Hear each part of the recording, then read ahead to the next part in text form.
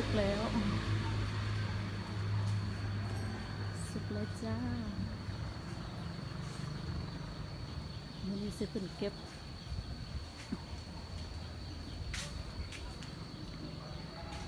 ส้มพูไปขายกันเด้อทำไมมันแน่นแบบนี้มันก็อยู่แล้วก็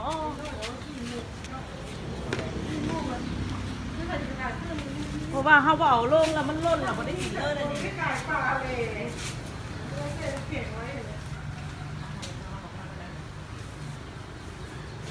เอาให้ได้จังได้แล้วเป็นไม้มันสูงโพดบ่ฮะปลาจุ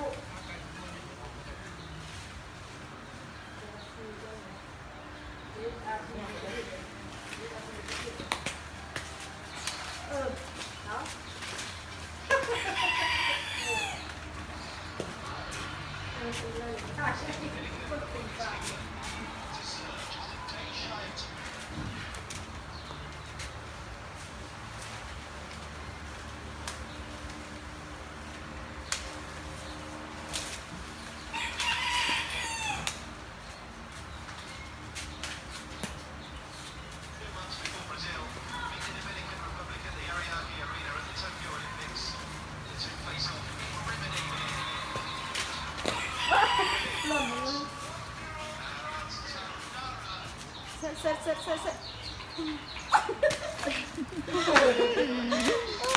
ไปเอากระตามา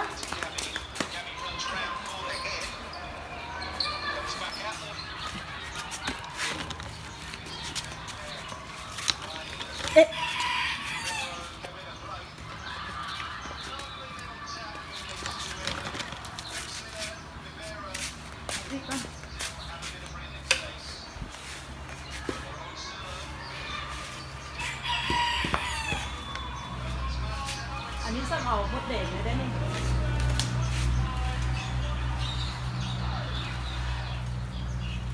โอ้ยเสียดาย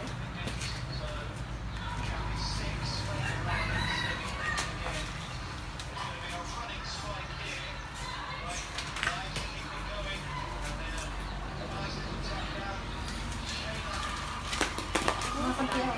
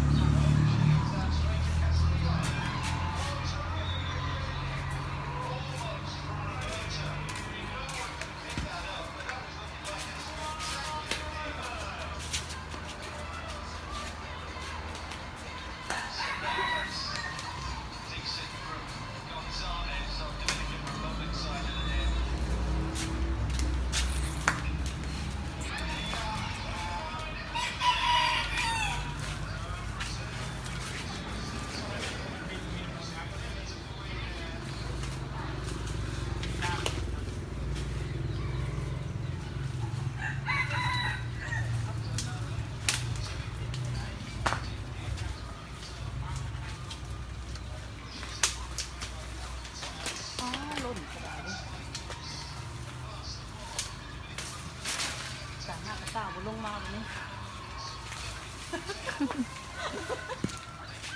ขึ้นเดี๋ยวก็ตาเล่นไปอีกก่อนให้บรรยายบทนี้เอาอีกหมกบังก็ได้โอ้หมดแดงเด็กหลัง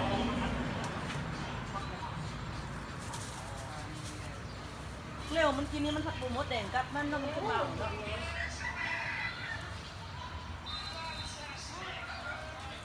มันอยู่นอกปีได้นะขึ้นแล้วพัดยานมดแดงมานี้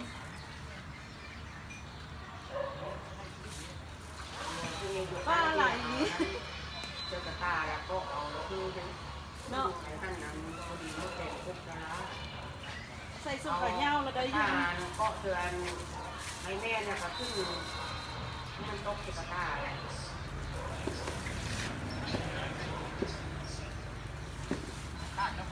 เนาะเห็ดเอากระตามัดใส่เนาะ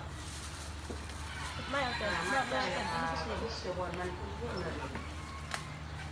เล่นเอากระต่ายยางที่เอ้ยเนี่ย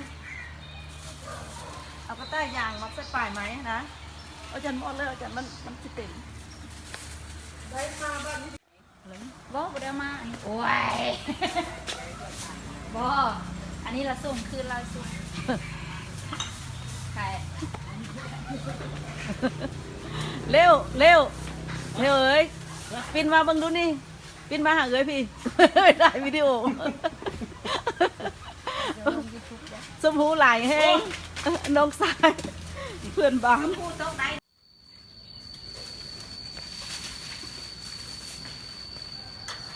หมดได้หน่อยเอ้ย หมดนะผมก็ไหล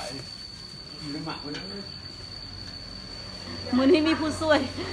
วย2 คนมาเก็บมักไม้ซอยมาเก็บต้มพูซอย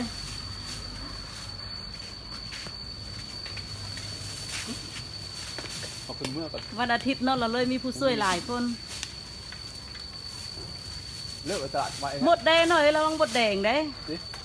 ใครดับเลยเฮียบ่ได้เปิด โอ้หมดไหลเด้หมดจุกไหลวะ มื่นแล้วมันบ่มื่นดอกแต่ว่าอันนั้นหมดแดง มันหมดได้เหมือนซุกจริง